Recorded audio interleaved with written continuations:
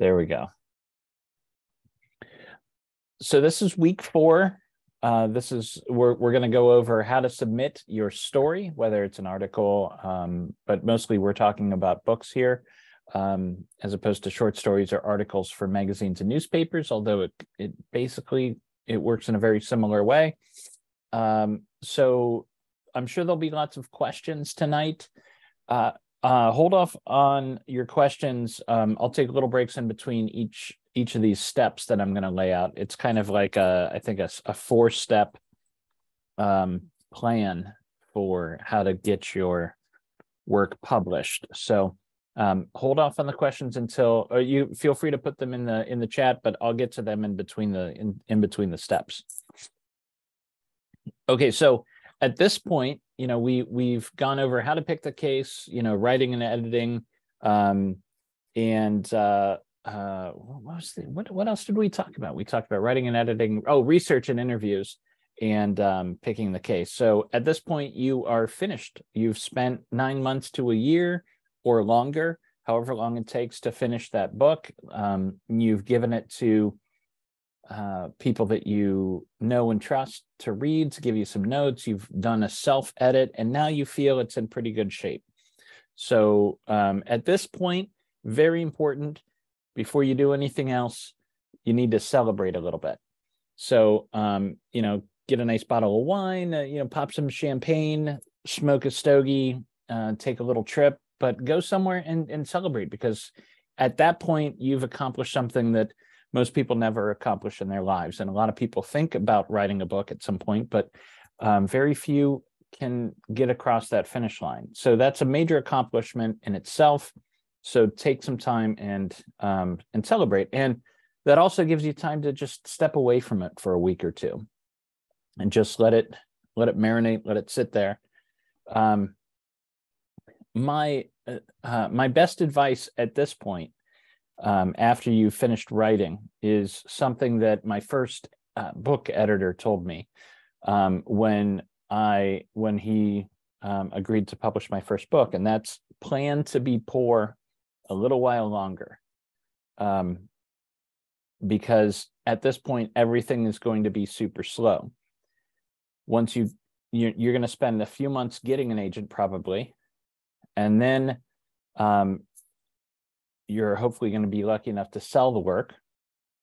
At that point, the process really begins, and it's a slog, because from the time that you turn your manuscript into the editor till the time that book is on bookshelves is somewhere between 18 months, which is super fast in the publishing world, to 2 years. So, and sometimes it's longer, based on how big the publisher is and where they're going to fit your work in with their other titles. So you're going to be waiting and staying out of trouble, and just being there for the process. And why does it take that long? Here's some of the things that happen in those 18 months to 2 years. There's a legal review, especially if you're writing about true crime, where a lawyer is going to read through the whole manuscript and then come to you with exhaustive notes on how not to get anybody sued. And you have to work with them on an edit. Then once you've got it kind of worked out, it goes, of course, there's a copy editor that gets involved, but then there's layout, and they have to pick a specific layout for the book and the look for the book. And there's conversations with you, although at this point, you have some input, but it's mostly under their control at this point, and should be, because what do I know about layout or art or any of that? I'm sure some of you may have, maybe some of you are artists as well and know layout.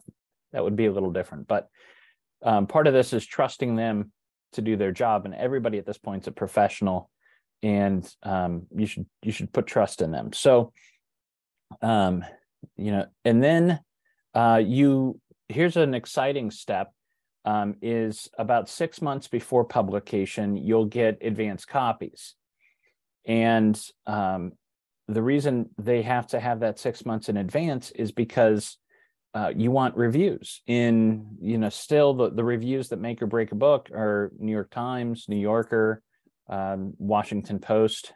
But before those reviews also are trade journal reviews. So the Library Journal and Publishers Weekly is a big one, Kirkus, and those come in early. So you have to have those advanced copies 6 months in advance so you can send those to the reviewers and they have enough time to read and digest. They're very slow to get, and they have piles of books waiting to be reviewed.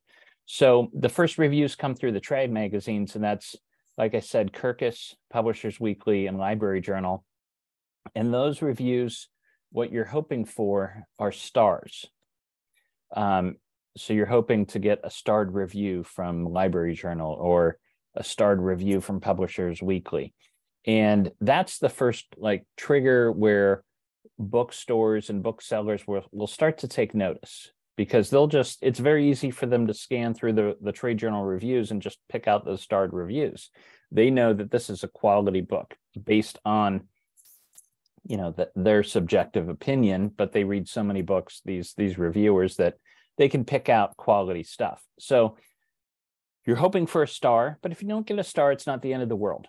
Then come the media reviewers, and you'll have the traditional media like the Times. Everybody wants that, and it does. They make books, and but more and more social media influencers also, you're giving them advanced copies, so hopefully they fall in love with it and write some of the first reviews. One of the things I'm doing with my latest book that comes out in June is I went back to Goodreads, and we went to the reviews of True Crime Addict, my last true crime book, and we found the top 10 most enthusiastic reviews that had the most likes. And we sent them copies. We said, hey, if you like True Crime Addict, you might like this one. And so they'll be able to start posting those early reviews on Goodreads because they're reading it before the general public. So people will go onto Goodreads and they're like, what's this book about? Is it any good?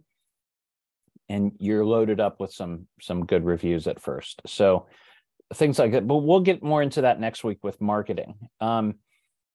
So that kind of gives you the idea of the time frame there. So I can hear some of you probably thinking, if it takes this long, why don't I just self-publish? And the main reason I would not want you to self-publish, and everybody's free to do what they want, of course, but you won't make money. You won't. I think the people that have made money self-publishing are, 1 in a million. And typically they make just enough until they, a traditional publisher takes note, and then they switch over to traditional publishing anyways. So I would suggest avoiding that at all costs.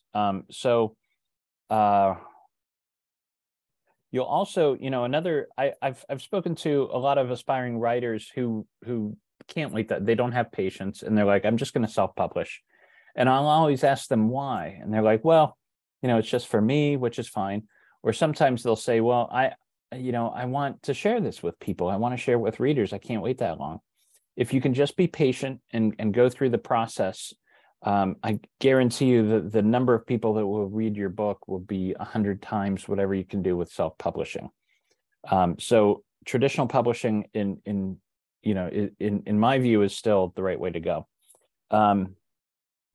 I will say this: the good news is that I strongly believe if your writing is just serviceable, you don't have to be a great writer.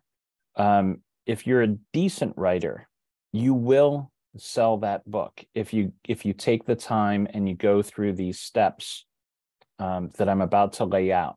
I'm 100% convinced if you put the time and effort into it, you will sell that book if it's simply adequate, meaning you've got grammar down, you've got story structure, it has some sort of story to it, with the beginning, middle, and end.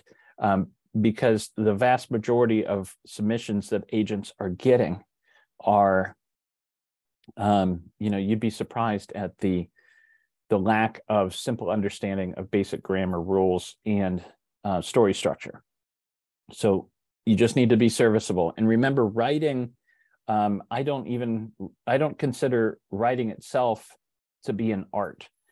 In fact, writing in journalism, true crime writing specifically, is considered a trade, like carpentry.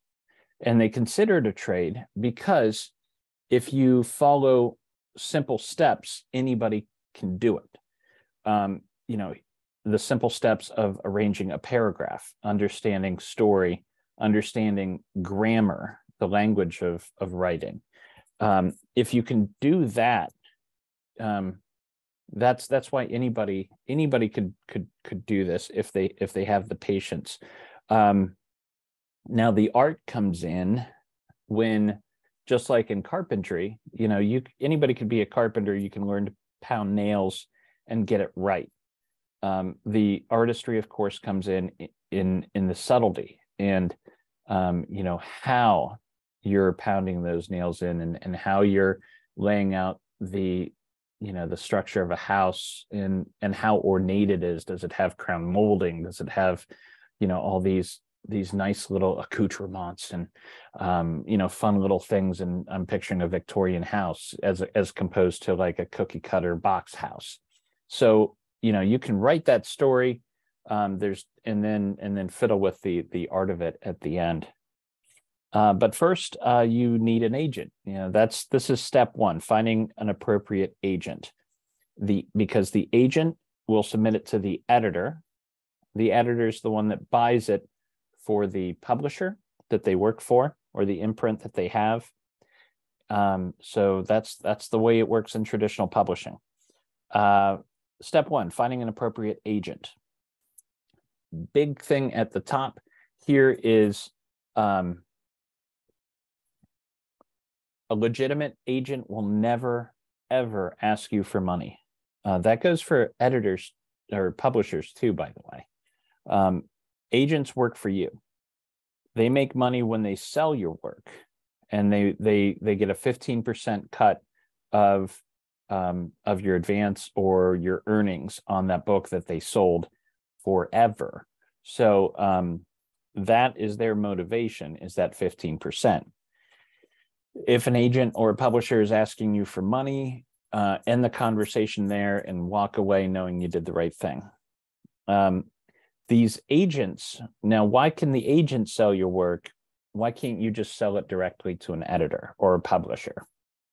Because the agents are the ones that have these contacts. It's in publishing, just like in a lot of places, it is who you know and what their reputation is and how big their Rolodex is.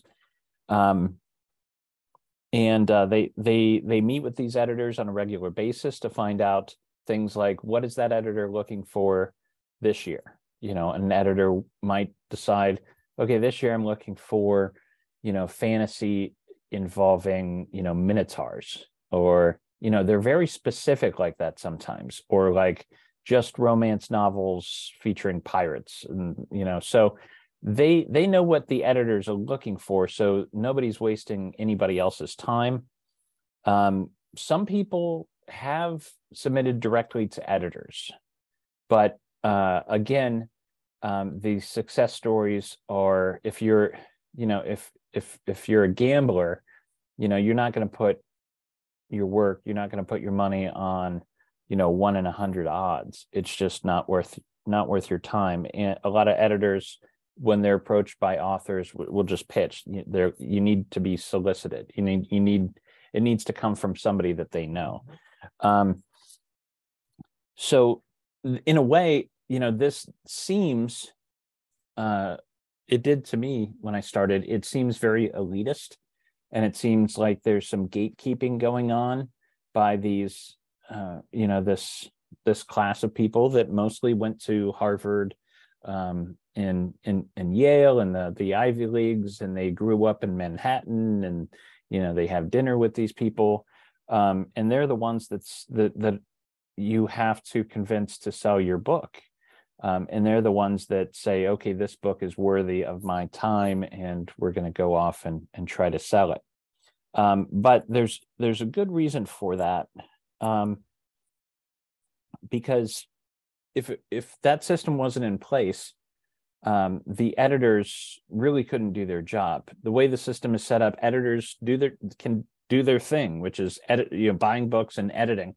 If on top of that they had to comb through a slush pile of 100 manuscripts every week, they couldn't get anything else done. So they're in, again, for me, the biggest benefit of an agent is I don't know anybody in publishing. I'm here in Akron, Ohio. The agent knows these people. They sometimes grew up with these people. Sometimes they owe them a favor, So when you're looking for an agent, you're going to research them. First thing is find out where their office is. If their office is within a block of Union Square in New York City, then that's a good agent, because they're paying the overhead for that physical office. It means they're in there at ground zero. They're having lunch with other editors. Editors are seeing their PO box or address and realize that they're legit. And they're not trying to be an agent from Pipestone, Minnesota or something.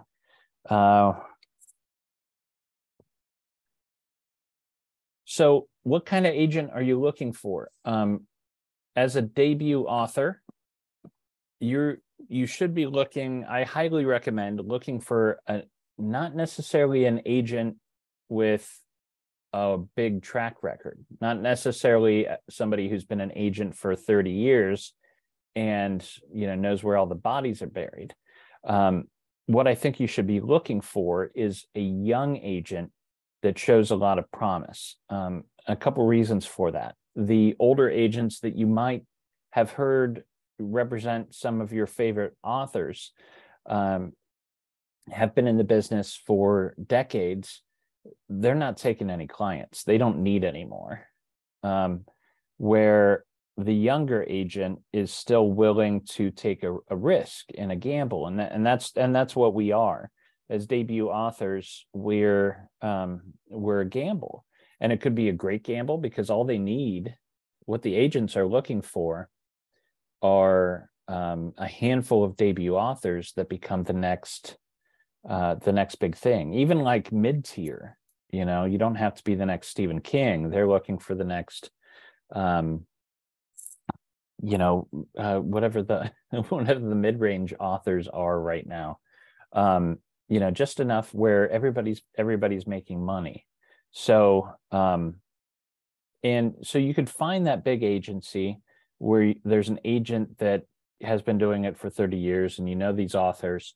And look, a lot of times they'll have a website and you can go on there and find their new agents, the young agents in that agency who are studying under this agent that you really like and are still reading new material and taking on new clients. Probably your first step, if you don't know where to start, or if you don't have any idea, on particular agents, is the writer's market. And when I was submitting query letters, and we'll get to that on the next step, I went to the library because the writer's market was not online at that point, and it was this like telephone book size. What's a telephone book? This telephone book sized reference book that listed all agents, or most agents, by the genre that they represent. So agents will usually specialize in a certain genre. So you'll have an agent that specializes in fantasy, an agent that specializes in horror or literary books. So figure out, or true crime, specifically. So Writer's Market now has a lot of material online, and I just looked at the reason I went to the library to read through the writer's market 20 years ago is because it was too expensive to buy. It was like a couple $100, I think, for the big bound book. But now it's just like I went online and their guide for agents is $30, and you can buy it, I think, as a PDF online. So that's how you find some agents' contacts, and that's the easiest way. I began with agents that I found through the writer's market, and I submitted my query letter. I began submitting my query letter to them. And when this was when I had written a book called The Man from Primrose Lane, which was my first published novel that came out in 2012. So I was submitting in 2010, 2 years before publication. And I started, I think, at the beginning of that year, and I spent like 3 months querying agents I did, from the writer's market, and I started to get back rejection letters. And at first they were just form letters. And it's important to keep those, by the way, because hopefully one day you'll be able to pull them out and say, this guy passed on me, but now I've got this career. And it should motivate you, these rejections, not kill you, because it's very subjective. A lot of times you just get the rejection because they can't take on more clients, or they don't represent exactly that type of book, or they read the first couple paragraphs and they just don't click with your writing. Doesn't mean your writing's bad, just means that they have some specific thing they're looking for. So try not to take it personally. So I started getting nibbles from some agents, and a couple of them asked for some writing, the first 50 pages. And but they were hard to not many of them followed up after that. So after submitting, I think 18 to 20 queries, I thought, well, maybe there's another way to do this. And so what I did next was I went to Barnes and Noble, and I looked for books that were similar to mine. And The Man from Primrose Lane is a novel. It's fiction. It's thriller, but with a hint of sci-fi. So it mixes genre in a very rare type of way. There's not too many people that are doing that.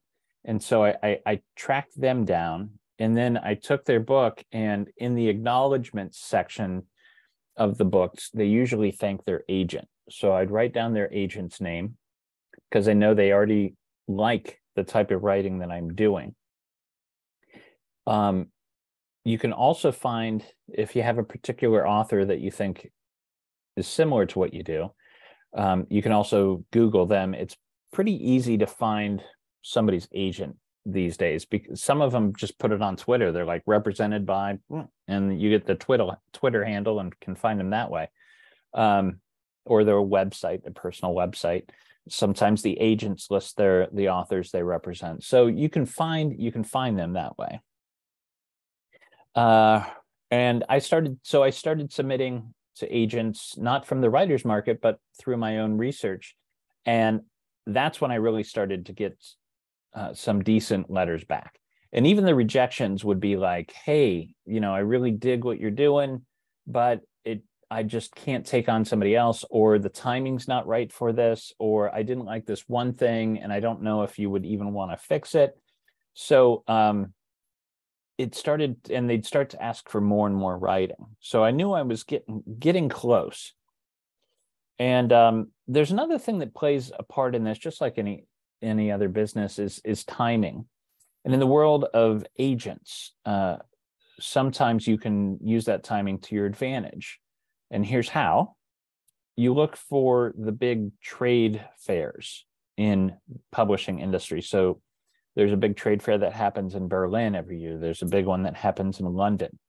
A couple months before those fairs, newer agents are loading up to take new books with them, especially debut author books, with them to these fairs to meet with editors and start handing them a physical copy. They'll do like sometimes a mock-up of the book so that they have something to take back to their hotel room, these editors, and read while they're there. And it's just like, in some ways, Sundance Film Festival, where you present a book instead of a movie, like you would at Sundance, and gets everybody excited.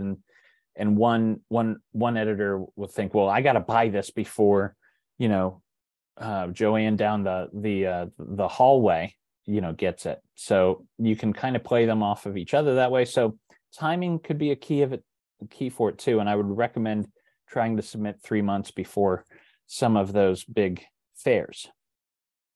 It can't hurt. Like I said, I started having better luck soliciting to agents that represented work like mine. So let me tell you the story about how I did end up getting my first agent. So in Cleveland, we had I attended this showcase for local authors, and I was invited as a guest because I'd written the book on the Amy Mihaljevic case, which was published just locally here. And so I went, and there was another writer from Shaker Heights, from Cleveland there. Her name was Paula McLean. You might know her as the author of a book called The Paris Wife, if you've read that. But Paula's from Northeast Ohio, and she was there with her book. And we were going, my wife, Julie, was there, and we would walk around just looking at everybody's books to buy a couple. And Julie stopped at Paula McLean's table and met her, and she seemed really nice. And Julie was just kind of glancing through the book, reading a couple passages, and she said, "Hey, this writing, it feels a lot like what you're doing." And I thought, well, let's try her agent. So a couple days after that, I sent Paula McLean's agent, a woman also named Julie Bearer, and I sent Paula McLean's agent a query letter and said, "Hey, I just met your author, Paula, at this event. I'm reading her book right now. I really like it, and I thought maybe you'd be a good fit for what I'm doing." And that personal connection, I think, is what did it, because Julie got back to me right away, and she said, send me your manuscript. And I sent it over. I think it was a Friday, and then I think on Monday she called and said, "This is, I want to represent this." So that's how I ended up getting my first agent. Julie Bearer, worked near Union Square in New York. She eventually, I wondered early on how I ended up getting a review from Colson Whitehead. And it's because I didn't know at the time, but they were courting, and now Julie is married to Colson, and they have a lovely family out on Long Island. So Julie took the manuscript for The Man from Primrose Lane to, I think it was right before Berlin, but eventually sent it to, I think, a dozen editors. And when your agent sends it to editors, they'll give them a time frame and say, "Hey, here's what the book's about. Here's why I think you'd like it. We need your response in 2 weeks. If you like it, great. If you don't, fine. But we need a response in 2 weeks." And so that starts a ticking clock. And then what you're hoping for is more than one editor comes back and says, "Hey, I'm interested in this." And luckily with Primrose, that happened. There were 3 editors that were interested in buying it. And so at that point, I'll get to the editor stuff here a little bit more, but there was a little bit of an auction, and that's what you're hoping for. Is there's an auction where the editors bid against each other and send in their top bid, and then you pick the editor you like. My book was published by Sarah Crichton Books, which is an imprint run by Sarah Crichton at Farrar, Straus and Giroux, which is one of the major publishers in New York. And Sarah is, and you'll see this a lot at that level. You'll see legacies, people whose who grew up in the business, whose parents were in the business. Sarah's father was the novelist, not Michael Crichton, the novelist Robert Crichton, who was very popular, I believe, in the 50s and 60s, wrote a book called Secret of Santa Vittoria. So she grew up in the business and knows everybody. I think she's running she's running a different publishing company right now. So later on, once the process got rolling, I went out to New York City and I met with Sarah, and we went out for lunch. And during that lunch, I asked her, I said, "Why did you buy my book?" And she told me this story about how a couple years before, a manuscript had come across her desk that reminded her a lot of my book. She said the writing was very similar in her mind, and she thought about buying that book and passed on it. And that book was The Girl with the Dragon Tattoo. And so she kind of got burned by passing up on that book. And I said, "Well, why'd you pass up on that?" And she said, "Oh, the writing was serviceable. The writing wasn't great. The story was great, the writing not so much." And so, the fact that I reminded her of him was kind of always a backwards compliment, I think, a backhand compliment. But that's, there are these weird things that you'll never guess, why an editor will not like your manuscript, or why an editor will really want your manuscript. So the biggest thing to remember with an agent is your relationship with the agent should feel in some ways like a marriage. It shouldn't feel just transactional. This agent, you're going to go through rough times, you're going to have criticism, and you should have an agent that always has your back, that's supportive of what you want to do. And you might want to have a conversation about what you want to do long term, because maybe you don't want to just write true crime, or you don't just want to write science fiction. You want to try a couple different things. And some agents will not like that because it's hard to market that type of writer. So take the time to make friends with these people. Yeah. So that is step one, how to kind of think about picking an agent. We're going to go on to step two, how to write a query letter. But are there any questions at this point?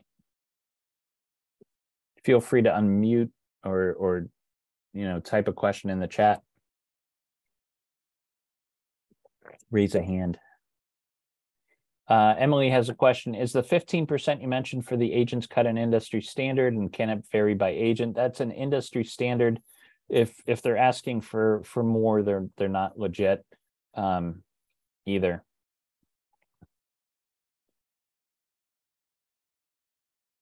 Okay, well, I'm going to keep going. So step two, the query letter.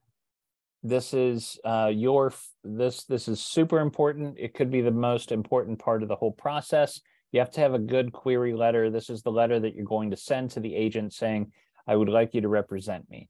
And there's an excellent, simple query letter in Stephen King's On Writing. I would recommend checking that out because it worked for him, and why reinvent the wheel, right? The most important thing about the query letter is it should only be a page, long. A lot of these will happen in email these days. So, you're looking at maybe 4 or 5 paragraphs. Let me show you. I went back through my old Hotmail account to find the queries that I sent out for Primrose Lane. And so let me show you what that looks like. Share screen. All right, desktop. Here we go. First query. This is the query that was rejected over and over. But it's very similar. If you've read On Writing, it's very similar to Stephen King's because I use that as a template. I think I found this agent through the writer's market. I'm a young author in search of an agent. I've just and that could be important. It doesn't matter if you're young, but you know, it seemed like a decent way to begin it. I've just completed a 140,000 word mystery novel, which now that seems very long. That blends hard-boiled crime with a hint of sci-fi. It has been edited and vetted and seems to appeal to a wide range of readers. So second paragraph should be, you know, here's why I'm reaching out to you. Here's what I have to offer. Third paragraph should be kind of a quick little biography about why they should think that you're decent enough to write a book in the first place. So I gave her some of my history, which were these regional books and some of these awards that I'd won for journalism. And then this was kind of a ballsy move. I don't know that I'd do it if I had it to do over again. But I went ahead and I attached my prologue and the first 2 chapters of my book.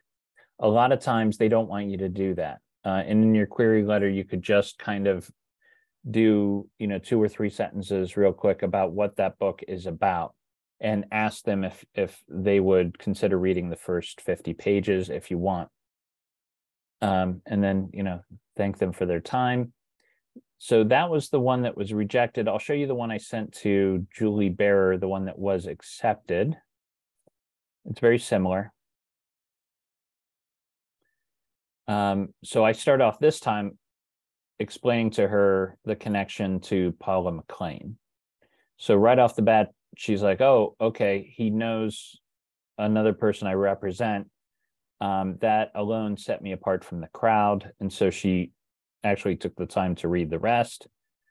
And what I didn't know at the time, which Julie certainly knew, and Paula did probably too, is, hold on, let me turn off sharing. Okay, stop sharing. Is that Paula McLain's book, The Paris Wife, was going to be huge. You know, the publisher had already realized there was going to be a lot of people that were going to be reading that book. And so they knew they had kind of a hit on their hands, and so did the editors in the publishing industry. So when Julie Bear reached out to them, they're like, oh my gosh, The Paris Wife is going to be huge in a couple months, so we better look at what she's submitting. So it was all about timing with that one too. But it was stuff that I had no control over and didn't know anything about until months later. Any questions at this point before we go to step 3? All right, we'll keep rolling. Step 3, picking the right editor. So you've got your agent now, and they've submitted it to editors, and the editors are calling back saying, hey, we want to buy your book. Real quick, let me answer Alexis's question. If this is your first book, how do you make yourself more appealing to the agent? There's not much that you have to do. Again, have a complete manuscript that's serviceable, have their a good story structure. What makes you appealing to them is the very fact that you are a debut author, because at that point you're unproven, and it's actually working in your favor because you could be the next hit. They don't exactly know.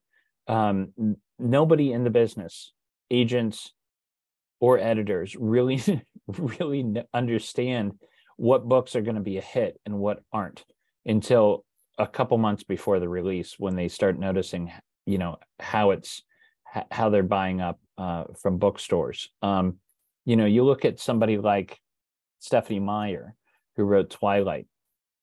If you're a fan of that book, great. The story I think is fine, but the writing is atrocious. And so many editors passed up on that book because it was almost not serviceable.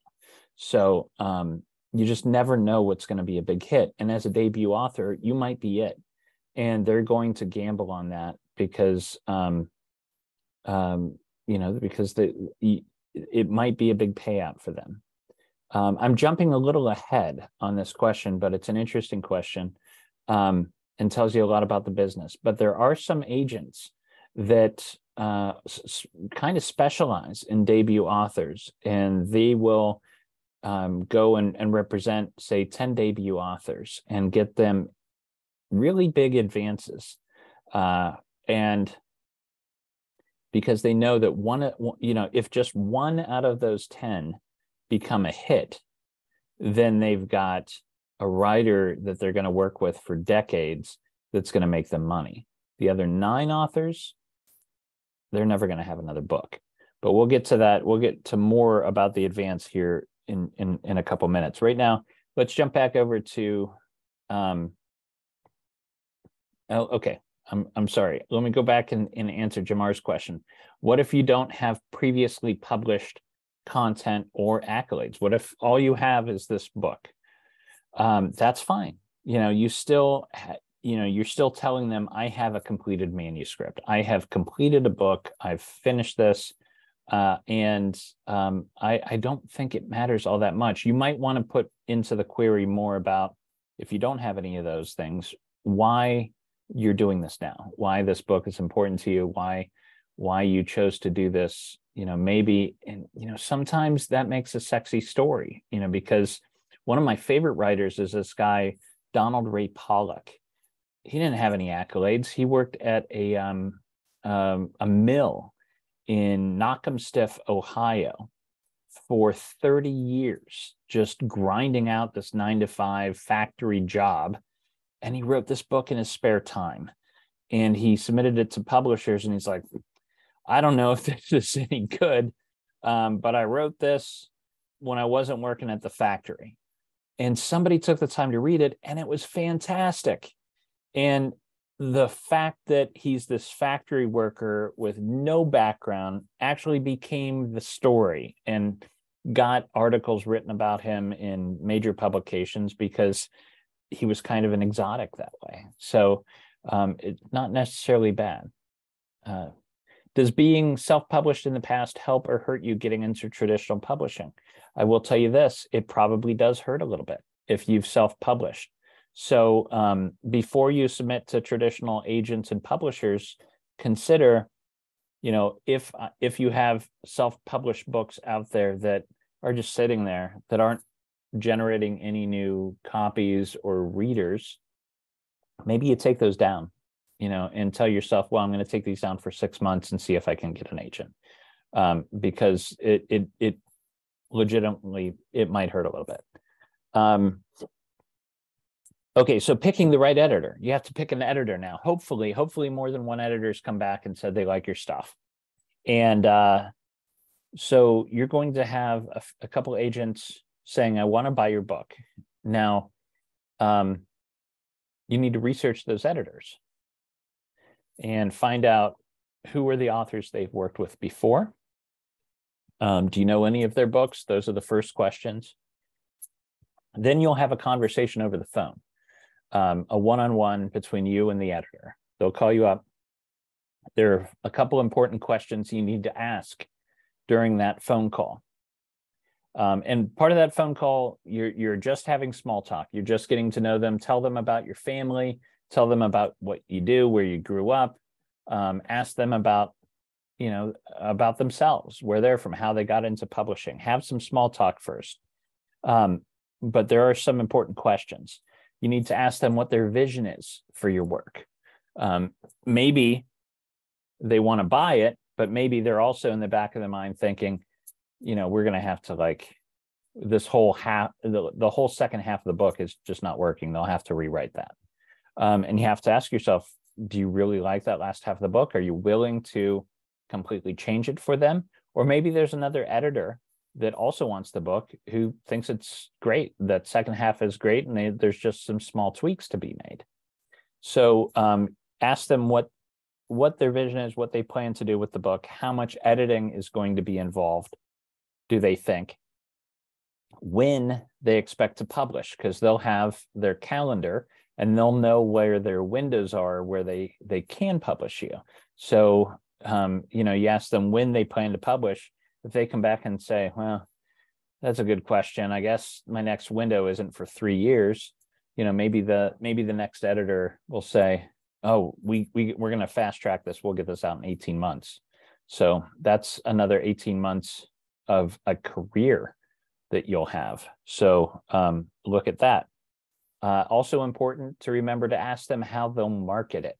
And we'll next week we're talking all about marketing and getting the word out about your book. But they need to support it a little bit too. They're not going to do much, but ask them what they can do to help market it. Now, so you've got, let's say, 3 editors on the hook, and they all come to you with numbers. They'll say, this is how much we're willing to pay for this book. You don't necessarily want to go with the top number just because it's more money. Look at those other questions, how they answer those other questions, but also keep this in mind. And this is something I almost learned the hard way.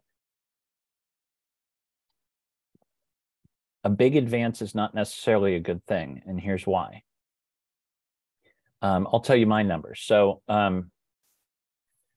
my deal with Sarah Creighton Books was for 2 books.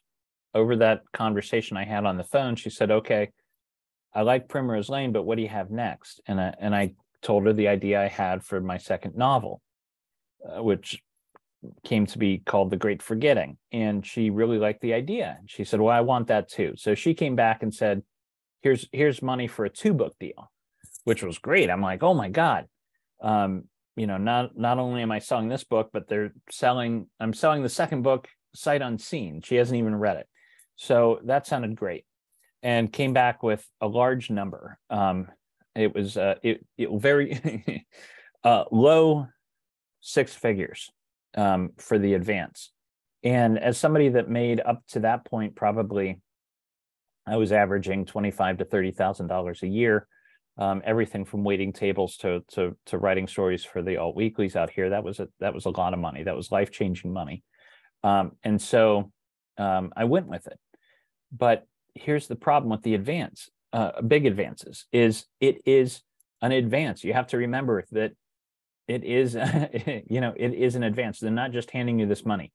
That is an advance on earnings, meaning that they expect you to sell enough books to earn back that money. And when you go with 6-figure advances or even high 5-figure advances, it's very difficult actually to earn that back. Most books don't sell more than 5,000 copies. Any book that sells more than 5,000 copies is considered a success. Now, figure in you're making about $2.50 per copy per book, and multiply that by 5,000. It's not going to get you to earning out that advance. And in fact, I never earned out the advance for Primrose Lane and The Great Forgetting. Why is that important? Worst case scenario, you develop a terrible relationship with the editor and publisher in this mix somehow, and they can ask for that money back, which hardly ever happens. It sounds scary. It shouldn't be, because I've only heard of that happening once or twice, and that was like when the writer just burned down bridges and actively tried to make their book not sell. So don't worry about that too much. But here's where it becomes important, because eventually you're going to hopefully want to write another book, and you'll submit that to a publisher, and that publisher will go on. They have a computer system, all these editors and agents do, that essentially is like a Nielsen ratings for books. Might even actually be run by Nielsen, but they're able to log onto the system and see approximately how many copies your last book sold. and they'll be able to tell if you did or did not earn out your advance. And if you did not earn out your advance, that publisher might say, well, no, it's, he's already proven he can't sell out that advance, so why would we go with him?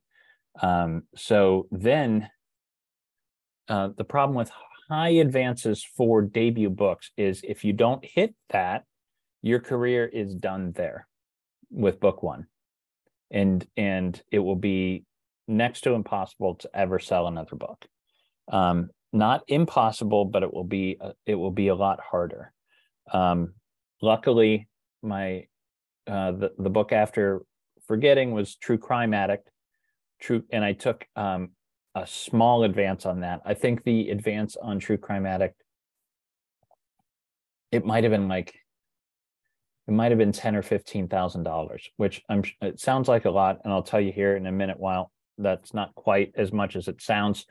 But since I took that smaller advance, I earned out the advance within I think 6 months, and then people saw that. So my next book was a lot easier because they went back and they're like, oh, well, it sold out the advance, so let's we know he's good for that amount. Let's give him maybe just a little bit more advance. So how much should you expect for an advance for a debut book? I would say typically the advances come in around $5,000 to $25,000. I got very lucky with the first advance, but typically they come between $5,000 and $25,000. I think you should be happy anywhere between $5,000 and $15,000, knowing that you have faith that that book is going to sell out the advance, and then your next book will be much easier. So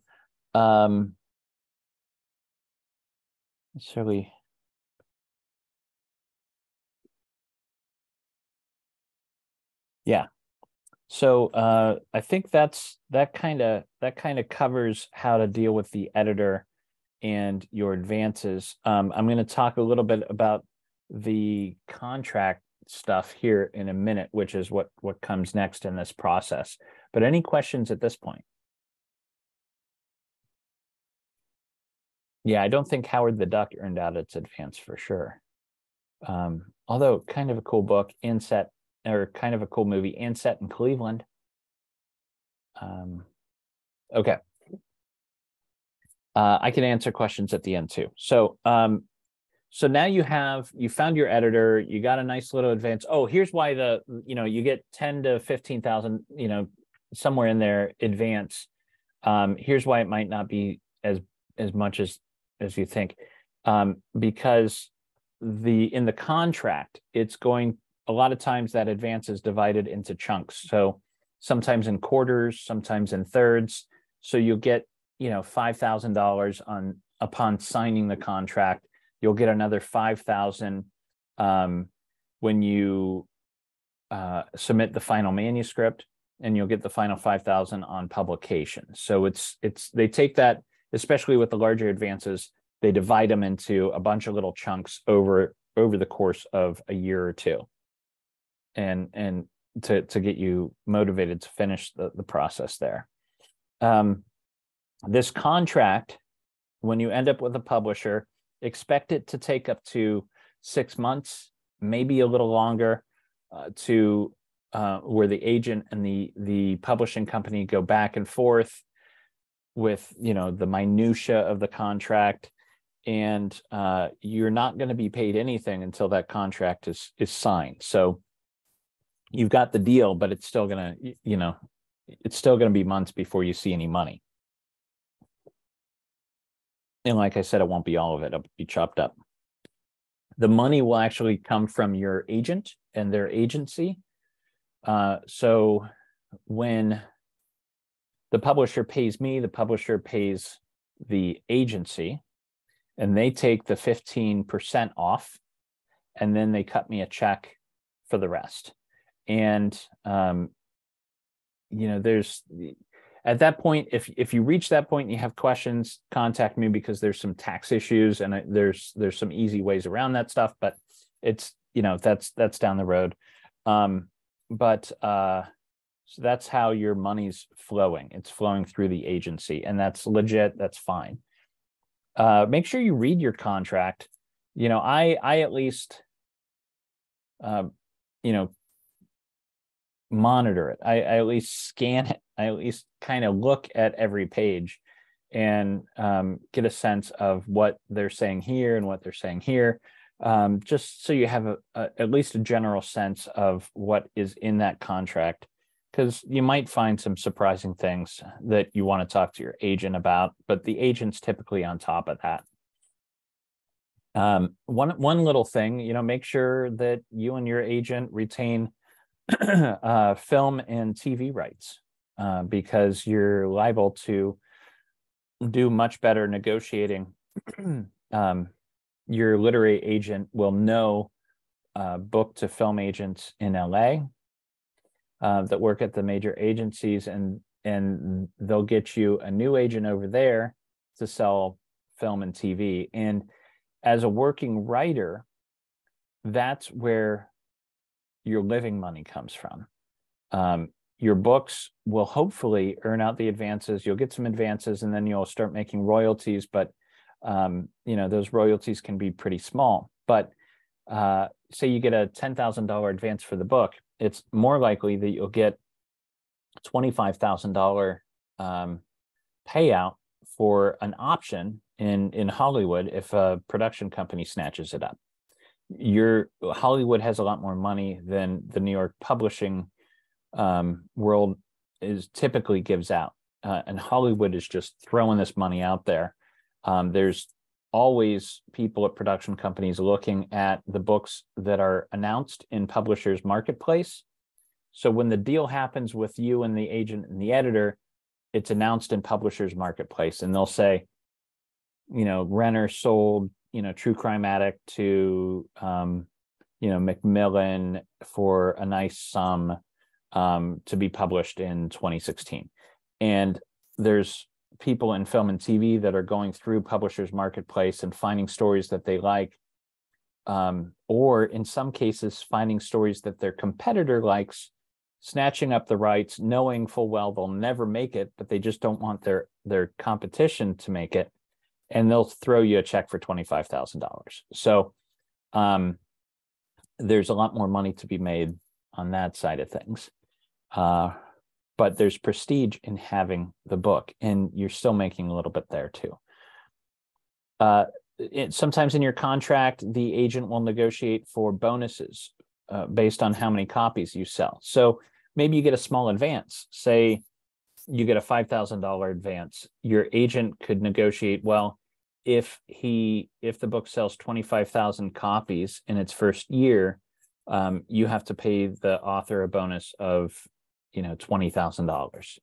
And it's a way of mitigating risk, because they only pay that out if they've already made a bunch of money. So there's no harm there. So there's typically a lot of fun bonuses at the end. I've never actually hit my bonuses. So, but that's a way to generate some more money if your book is a success.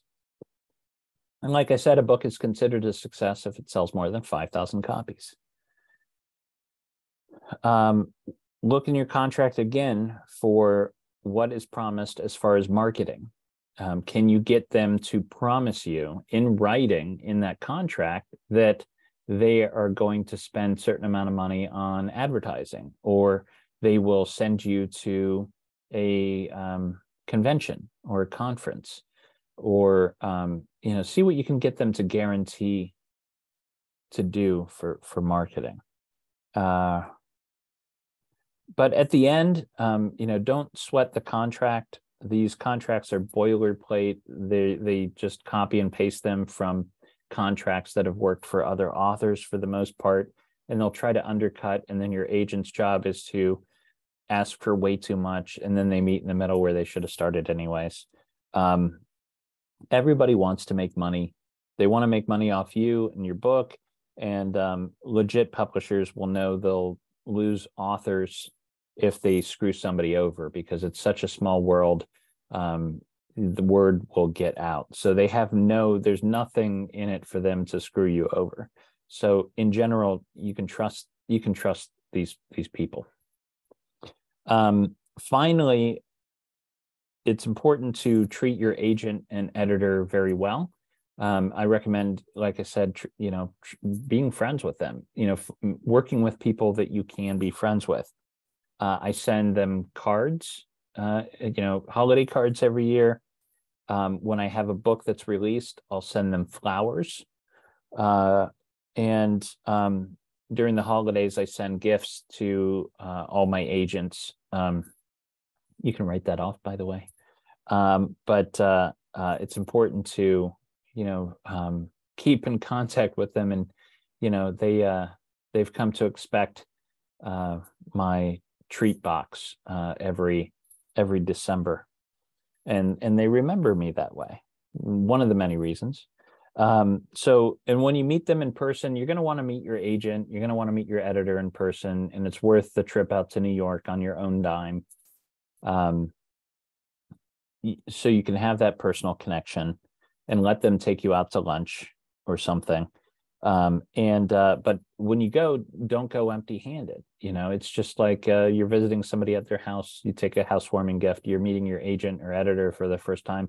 Bring them something. I like to bring them something from home. Sometimes I've brought them, homemade lemon squares, that we make here, and or just something little. It doesn't have to be big.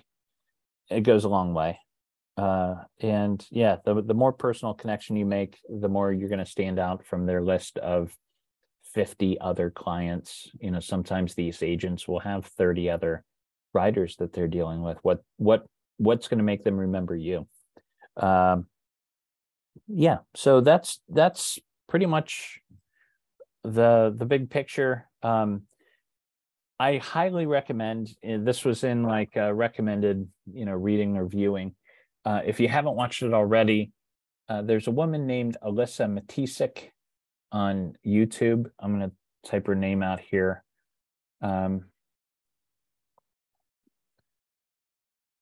she does she has an excellent YouTube channel that goes through all the inside baseball stuff and from the publishing industry. And she was an agent. In fact, she was a young agent working for Julie Bearer, my first agent in her agency. So like I said, at that level, it's such a small world. Everybody knows each other.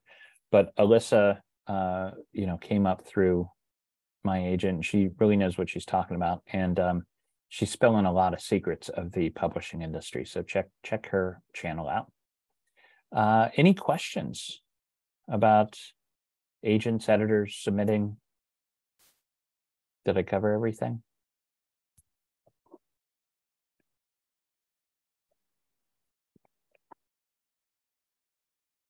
Just a big thank you. You're welcome. All right. Well, if you have Alexis had her hand up for a second. Okay, great. You mentioned the lawyers that have to read over the book to make sure that that nobody gets sued or anything. Yeah. Is that part of the agency's, does the agency pay for that, or is that something that you have to pay for to make sure that gets done? Great question. It's the publisher's lawyer. These publishers will have their own legal team. And again, nobody's asking you for money through this whole process. You're not paying anybody. But that's a good question. I didn't cover it. The lawyer comes through the publisher. Because if anybody gets sued, it's going to be the publisher and you as an author, but the publisher will be sued. So it's in their best interest to make sure that it has had a legal review. Thank you. You bet. You're welcome, Gabriel. All right. Well, another question. Oh, I guess you can't see them. Isaac has his hand up. Oh, you know what? I might have the chat thing in front of that. Okay. Yes, Isaac. Hey, just an odd question, but is there a reading level, a grade level that you should target? 6th, 7th, 8th, but just reading level in general? Or does that matter? Are you targeting that for are you talking about the writing in your manuscript in your book, or in the query in the query letters? I'm in the manuscript, but in the manuscript. I honestly, I think that's a personal preference. Whatever fits your vision, I think whatever fits the story, whether it's YA or literary, I think that's I wouldn't worry about that, except for thinking about what you want the voice of the book to be as you're writing it. So I wouldn't worry, as long as it's above 5th grade level. That's actually what they shoot for in the newspapers, is 5th grade level. Great. All right. Well, if anybody has any further questions, you can always reach me through email. But thank you very much for showing up. Next week, we're doing marketing. So you've got your book published, you got the contract, it's coming out, and what do you do from there? So hope to see you next week. Thanks for being on here.